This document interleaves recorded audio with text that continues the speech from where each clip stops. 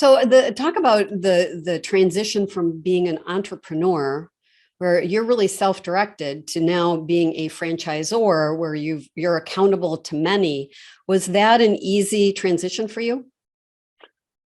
Yes and no. And so if we go all the way back to when I opened in 92, I was a junior in college and I was bouncing around personal training, paying my way through school. And, it was this novel idea at the time. I mean, imagine at a time when there was no internet to run a business with no internet, which sounds really odd these days, but that was the case. It could be done. And we said, let's put four walls and a customer experience around this high end service of personal training. And as far as I know, we might have been the first ever, but it's certainly in our area, the first dedicated facility to just that. So to go from that and then to scale it and then to open another location.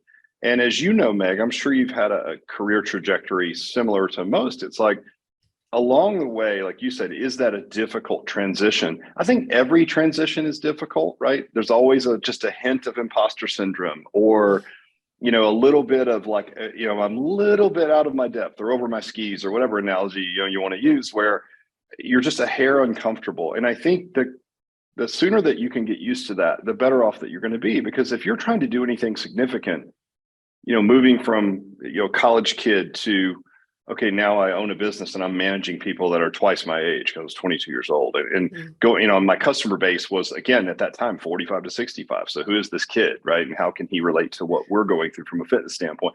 And fair question. To then multiple locations, to then consulting. And then I started public speaking all over the world. And then that led to people wanting to buy parts and pieces of what we do, which led to, again, consulting. And then eventually, like, let's put it in a box and we'll white label license it, right? So that's what we call licensing. Then to franchising. Every time we moved from one opportunity vehicle to another, it always felt like two steps backwards for a minute, almost giving up in some ways the current opportunity vehicle that we were in, forsaking that for the ability to grow even bigger in a different vertical. But each time it was very uncomfortable. It was sort of moving yourself back to rookie status, like you're the dumbest one in the room once again. Same thing when we went to franchising a few years ago. It's like, I know fitness business, I don't know much about franchising. So it's like, once again, back to the bottom rung of the ladder to then work our way up. I personally enjoy that, but I think it takes a long time as an entrepreneur to get used to, if you want to progress in your life or in your career, you are going to have to upskill yourself. And when you do, you will earn the way to a better opportunity vehicle. And then you're going to have the risk tolerance to move into that new vehicle and then repeat that process, over and over and over again.